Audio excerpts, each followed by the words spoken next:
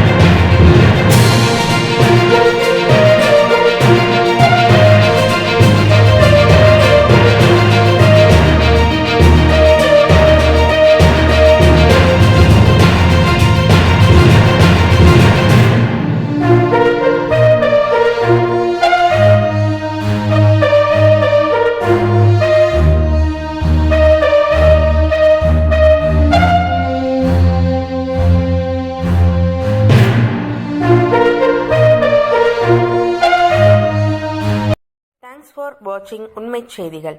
நெல்லை செய்திகளை உடனுக்குடன் தெரிந்து கொள்ள சேனலை சப்ஸ்கிரைப் பண்ணுங்க, லைக் பண்ணுங்க, ஷேர் பண்ணுங்க.